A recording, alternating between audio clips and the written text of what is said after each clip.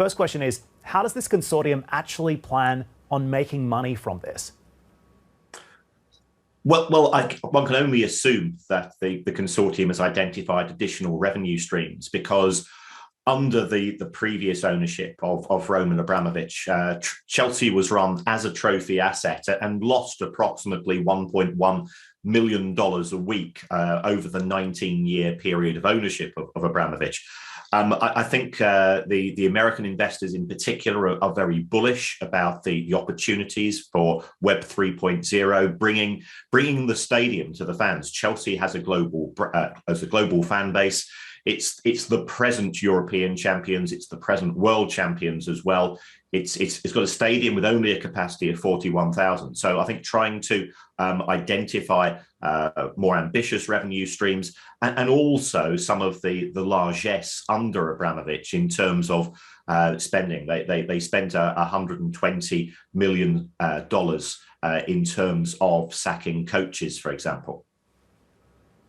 Right, and as you say, Americans certainly won't be running this like an oligarch. Looking at Todd Boehly's track record with the Dodgers, what do you think his strategy is going to be here? And is he going to be able to lead future investment into the club, perhaps even by raising additional funds here in order to keep pace with some of the petro-backed clubs that also compete against Chelsea? Well, I think Todd Boehly will take his guidance from what we've seen at Liverpool.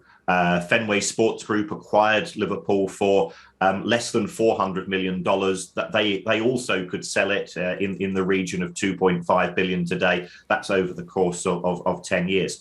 And the Fenway Sports Group model is very much a Moneyball style, data analytics, using sports science to minimize the amount of injuries and therefore keeping the top players on the roster available as often as possible. And that has delivered, first of all, in terms of success on the pitch, but also if we take a look at the spending on player recruitment over the course of the last decade, Liverpool have spent around about $600 million less than Chelsea, less than Manchester United, less than Manchester City, but they've already won 2 domestic cups this season, and tomorrow they're in the final of the Champions League against Real Madrid. So I think that's going to be part of the guidance. In terms of attracting future investments, if Chelsea have a good roster of young players who they could sell, then to a certain extent the club could become self-financing and further additional external investment wouldn't necessarily be required.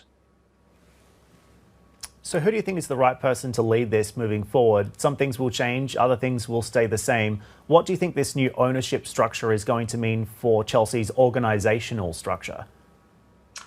Well, I think we have seen positive noises with regards to the retention of Bruce Buck, who's currently the chief executive of Chelsea, and also Marina Graviskaya, who was originally Roman Abramovich's PA at Sibneft, but she has effectively taken over the control of the club on a day-to-day basis, and she is thought of very highly. It's estimated that senior officials in Chelsea will themselves have earned £50 million sterling from the sale of the club, and they've also impressed the Todd Boehly group. So in terms of the day-to-day running, I don't think we'll see a significant change. I think in terms of the science behind the club, that's where the major alterations will occur. And Kieran, the end of an oligarch era, as we mentioned, any reflections on the end of Abramovich's rule here, and what legacy do you think he's going to leave at the club? And is there any chance that we could see him returning in some capacity in some way in the future? Well, as a disruptor for football, Roman Abramovich did show that spending large amounts of money would result in success. There's always been a belief in the correlation between wages and on-field success, and I think his achievements there in terms of delivering 2 Champions League, numerous Premier League trophies and cups as well, is indicative of the close link between money and sporting success.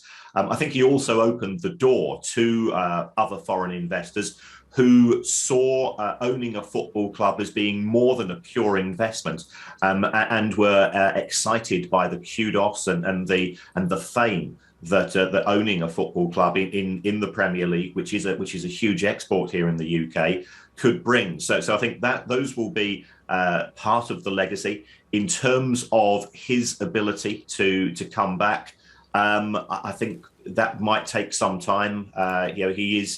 He's a Portuguese citizen. He's an Israeli citizen. He did have a fallout with the UK government about 3 or 4 years ago when they refused to renew one of his business visas, and that led to him no longer attending Chelsea football matches himself, although he owns numerous properties in London. I think it would take a lot to persuade him, and I'm not sure he would be necessarily welcomed with open arms, given what has happened in Ukraine and what is perceived as his close links to the Putin regime.